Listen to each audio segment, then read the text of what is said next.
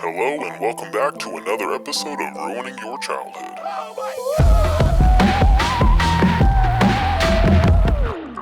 Welcome back to another episode of Ruining Your Childhood, one sculpt at a time. Today we're going to be going to the comments and seeing who you would like me to sculpt. So today we're going to be sculpting Grim. Now, when most of us think of the Grim Reaper, we think of a skeleton dressed in black cloaks, holding a large scythe. And you would be correct, but we cannot forget one of the most defining features that separates this lovable Jamaican whisperer of death from all the others. And that is the fact that in his past life, he for sure was a certified Giga Chad. I mean, look at that jaw, the thing speaks for itself. It's phenomenal, and we're going to be staying true to that. Anyway, now that we got the main bulk and structure of the head complete, we can start really making this skull come to life. I added 2 little small bits of clay to the sides of the face to build out his cheekbones, followed by a triangle piece of clay to build out his nasal passage. After a quick smooth down and rub out, we could go ahead and start bulking out where his teeth are going to be. It was looking a little too flat, so I took a ball of clay, slicing it in half. I apply that to the front of the face, and after rubbing that down and smoothing it out, we could start carving out Grim's eye sockets. Hit him with that double thumb eye jab, following that up with a ball stylus to really get the main shape of his eye. I'm kind of going for more of a slightly cartoonish look to these, more of an oval shape versus their natural skull round look. I wanted to have a little bit more expression when it comes to the face to fit the character a little bit more. So we're going to be making these slightly more cartoony compared to like an actual skull. And with his eye sockets complete, I go ahead and roll over his temples with a silicone sculpting tool before moving on to his mouth. You know, some characters just live in your head. Like, even if you haven't seen the show in years, you could still hear them perfectly. For me, that happens to be Grim's laugh. Anytime I think of the show, I can hear his distinct, deep laugh that cackles through my brain, and that's the feeling that I want to capture with this sculpture. So we're going to be giving him that open mouth laugh look, you know what I'm saying? So after slicing open that mouth and giving him some jaw detailing, we can move on to adding in all of his tiny little teeth. And while I add those teeth, it'd be a real nice time for you guys to slide down and hit that subscribe button if you haven't yet. Also hit that like button if you're enjoying the video and if you're feeling real crazy, feeling a little wild today. Maybe leave a little comment down below telling me who you guys would like me to sculpt. I mean, you guys do come up with the best ideas. I'm just the humble hands here to make your dreams come true, like Disney on ice. What am I talking about? Anyway, now that the teeth are complete, I then just work my way around the skull, adding little skull details here and there, followed by finishing up the whole look by using a natural sponge that I firmly press against the surface to give a nice bony texture. And with the skull looking like a skull, we can go ahead and stick it in the oven for its first bake. And with Grim's head back and baked, we could go ahead and start building out his body. After sticking his head on a large piece of armature wire, we could start bulking up the main portion of the body using tin foil. Trying to make sure that we're getting the shape correct. He is quite the slender boy himself, so we're going to keep that look, giving his body a little bit of an S shape for more interest. And we slide on down to the bottom where we start adding these little pieces of armature wire, bending upward. These are going to be those little hooks, the little raised piece of fabric that he has on the bottom of his cloak. Kind of makes it a little bit more mystical, I suppose. Now, I really wanted his ribs to be showing through his cloak, so we're going to be taking these small pieces of armature wire that I just stick behind a piece of aluminum foil tape, sticking that on his chest, blending that in. I also add a single piece right to the center to make up his sternum. I then take a ball stylus, go in between those ribs just to make sure they stay nice and tight. And with the body complete, we can start adding his cloak. Now I'm going to be trying something I've actually never done before, and that's using real fabric. I got this black cotton fabric that I lay over top of the body, finding where the ribs are. I then use some of this stuff called fabric fusion, putting that on the ribs, and then pulling it tight just to make sure it's all nice and tight to the chest. I also use a silicone sculpting tool to press between the ribs just to make sure it sticks in between. After letting that fully dry, I'm going to go ahead and mix up a bowl of Mod Podge and water, then we're just going to go ahead and soak this cloth. I got this technique from an artist by the name of Ace of Clay. You guys have probably heard of him if you guys found my channel, but if not, you should definitely go check him out. He made a Krampus sculpture that honestly turned out phenomenal, and I really wanted to give this technique a try, so here we are. Now that I got everything thoroughly covered in this death milk, we could go ahead and take these little clamps, attaching them to the little bars that I had sticking up. This is going to help everything stay in place as it hardens. After a little bit of refining, I go ahead and wrap the whole thing in this twine just to make sure everything's tight, because he does have that skin tight suit. Probably rocking that Skims Death Edition, you know what I'm saying? I'd add a little bit extra between the ribs just to make sure it holds that shape, and with that we could go ahead and set it aside and let it dry.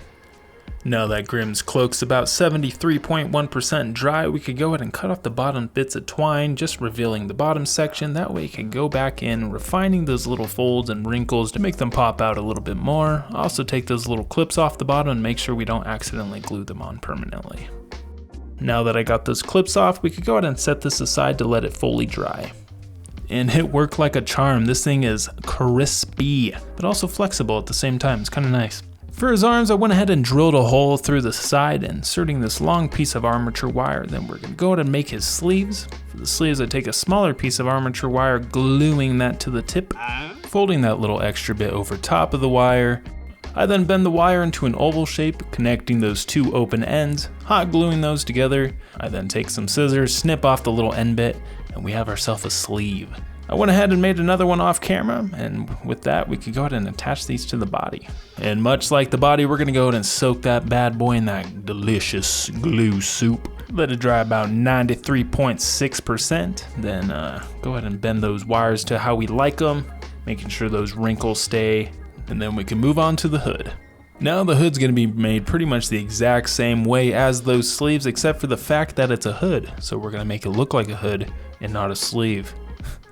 We're gonna take the back end, slicing it into that signature Grimm hood that he has, hot gluing the back portion together. I then finish it off with giving it a good soaking with that glorious glue soup that I've been huffing for the past half hour. And with that, we have his suit pretty much completely finished. We're just gonna be doing some minor detailing using some paint. So I'm just gonna go ahead and pop his head out and we can start that process. Now the inside of his cloak is red, so we are gonna be coating the inside with a dark vermilion red. This is just acrylic paint that I'm using. I do multiple layers just to get it all nice and thick like. After I get the inside nicely coated, we could go ahead and take a dark gray paint, dry brushing that over top of the wrinkles just to make them pop a little bit more. I was pretty happy with how this turned out, and with that we could go ahead and set this aside and start working on his scythe and hands. As for his scythe, we are going to make sure that this thing is nice and sturdy. It does take the lives of many, so you know it's got to stand the test of time, you know what I'm saying? For this I just took a nice thick piece of armature wire, coating that in some liquid Sculpey. I then laid that on top of some flattened out pieces of clay, folding it over top, cutting off all that excess bits of clay. Then take some time just blending it all in, making sure there's no major bumps or wrinkles. I want this thing to have a slightly organic look. I don't want it to look manufactured. I want this to look like it was made by Death himself. Anyway, once I was happy with the smoothness of that shaft, we could go ahead and add the scythe knife. The scythe bit? Blade, that's what I was thinking of. The scythe blade. Now we're gonna work on that. For that, much like the shaft, we're gonna lay that little extended bit on top of a flattened out piece of clay, cutting out a rough shape of the blade, then covering that wire with another flattened out piece of clay. Once I was happy with how I thought the blade should look, we could go ahead and take a variety of different sculpting tools, going over top of the blade and handle of the scythe, carving in little details here and there just to make it a little bit more interesting. And with that done, we could stick it in the oven for a bake. When the scythe was in the oven, I almost had myself a little mini panic attack because I realized that I can't put that cloth in the oven, so how am I gonna make the hands? But then I remembered I had this stuff called Milliput, which is basically this 2-part epoxy clay that you can mix together and then basically becomes clay, and then after about 3 hours it hardens pretty damn hard, so we're gonna be using that to make his little fingies. Once I had it all mixed together, I rolled out a nice long thin piece of tape room that I then slice into little finger lengths. Then using the back end of my X-Acto knife, I go gently over the surface to add the little knuckles. Take the remaining bits of clay, sticking it on those little pieces of wire that are sticking out from his sleeves. This is going to be kind of the palm portion of his hands. I go ahead and let the Milliput harden just slightly. This makes it a little bit easier for me to work with when I'm adding on the fingers. Once I got those fingers in their position, I go ahead and add the scythe to see how that hand is going to look holding it. And then as for the other hand, I want him to kind of have that hand open like he's going to do one of those belly laughs that we all know and love. We're gonna go ahead and set Grim aside and let those hands fully cure while we start on the paint job. Now luckily for me, Grim is just a skeleton, so it is going to be a little bit of an easier painting process than all my other sculpts. We're going to go ahead and start off with painting it with a white base coat. This is just to cover up the gray from popping through. Then we go over the top with that with an off-white color. The color that I'm using is called parchment. I'm assuming like parchment paper, but it is almost a yellowy, it looks like bone honestly. And so after a few layers of this, we can start adding a wash. For this wash, I just mixed up some burnt sienna and black paint, really watering it down. I just paint that all over the top of the surface, letting it sit for a few seconds, then using a sponge to dab it off, but not enough to take it out of the cracks and recesses. This is just gonna help make the details pop a little bit more. I use a darker version of this for the inside of the nose and eyes, and then more of a yellowish tone for over top of the teeth. And honestly guys, there's really no method to the madness when it comes to this. I'm just really adding paint and taking it off until I'm kind of happy with how it looks. Once I was happy with the base washes looked, we could go ahead and kind of cut that back with a dry brushing of the initial color. And with the head complete, we could go ahead and pop that back on the body. Now that the hands are done, I did attach the scythe off camera, but we could go ahead and start painting these bad boys. Starting with the scythe shaft, we're gonna go ahead and paint this a very dark brown. Now on camera it kind of looks black, but it does have a slight brown undertint. I didn't want it just to be completely black, that would be boring. So it does have a little bit of brown in it. As for the blade of the scythe, we're just gonna be painting this silver. I do add a black wash over top, but I don't think I actually filmed it, but I do add it, so it does have a little bit more grunginess to it in the end. And as for Grim's hands, we're going to be doing the exact same thing that we did for the skull, starting off with a base coat of white, following it up with an off-white color to give it more of that bone look. Then we take a variety of different washes, spreading that over top, letting it sink into all the cracks and recesses before dabbing it off. And with some last second detailing and a little bit of assembly, we're onto those glorious JCPenney glamour shots.